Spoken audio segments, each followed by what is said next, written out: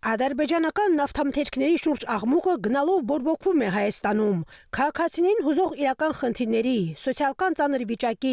աշխատատեղերի պակասի եւ մարդկանց առօրյա հոգսերի մասին խոսելու փոխարեն անդիմադիր ուժերը կրկին փորձում են հանրային ուշադրությունը շեղել այդ խնդիրներից, վախ, ատելություն եւ կեղծ հայրենասիրություն սերմանելով մարդկանց մեջ։ Ադրբեջանական նավթամթերքների դեմ հանդես եկել նաեւ Լեհաստանում Հայաստանի նախկին դեսպան անդիմադիր Էդգար Ղազարյանը։ Հայաստան առաջին անգամ պաշտոնապես ներմուծվում է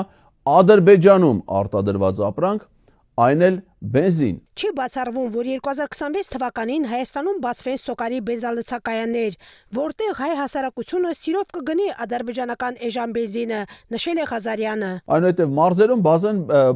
սոկարի բենզալցակայաններ էժան համեմատաբար վառելիք վաճառեն մարդիկ սիրով գնան առնեն, ունդեղ բոլոր քաղաքներում Հայաստանի, այդ թվում Երևանում սկսեն ծածանվել Ադրբեջանի եւ Թուրքիայի դրոշները։ Էդգար Ղազարյանի խոսքերը նրա վառապացույցն են, որ ընդդիմադիր շրջանակների համար կարևոր չէ, որ շարքային քաղաքացին պարզապես ցանկանում է գնել ավելի մատչելի վառելիք։ Այս մարդկանց միակ նպատակն է ցանկացած տնտեսական կամ տրամաբանական քայլ ներկայացնել որպես դավաճանություն, իսկ ցանկացած համագործակցություն որպես սպառնալիք։ Սակայն այդ հարցի մասին այլ կարծիքի է Civic News-ի թղթակից Վոլոդյա Հակոբյանը։ Նրա խոսքով այն վայնասունը, որ կայ Facebook-ում, չի լինելու իրական կյանքում, մարդիկ գնալու եւ գնելու են ադրբեջանական բենզինը։ Մարդիկ առաջնորդվելու են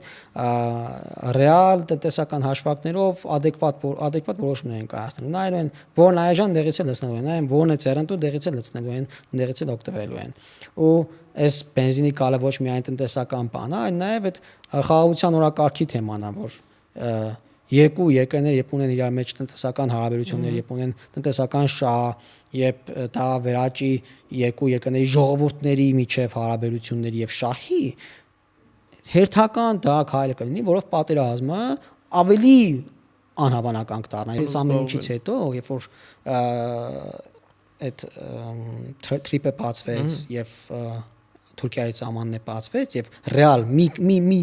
գնացք մի բեռնատար անցավ այդ ճանապարհով Ադրբեջան, Թուրքիա, Հայաստանի տարածքով ու Հայաստան իր բեռները տարավ, Հայաստան բեռներ եկան, այդ մարդիկ քաղաքական տաշտից գիտես ոնց են վերանալու։ Ես չգիտեմ ինչն է իրանց պահելու, անհնար է արդեն վերջ։ Ադրբեջանը Հայաստան ուղարկել արդեն նավթամթերքի երկրորդ խմբականակը, որը զգալիորեն գերազանցում է առաջին մատակարարումը։ Սակայն մինչ ընդդիմադիր շրջանակները հիստերիկ կոչեր են անում բոյկոտել ադրբեջանական բենզինը, խաղաղության կողմնակիցները բացահայտ աջակցում են ադրբեջանական նավթամթերքների մատակարարումը։ Նրանք հստակ գիտակցում են, բենզինի վաճառքը Հայաստանում պարզապես տնտեսական հարց չէ, այլ վստահության, բնականության եւ ապագա խաղաղ համակեցության կարևոր բաղադրիչ։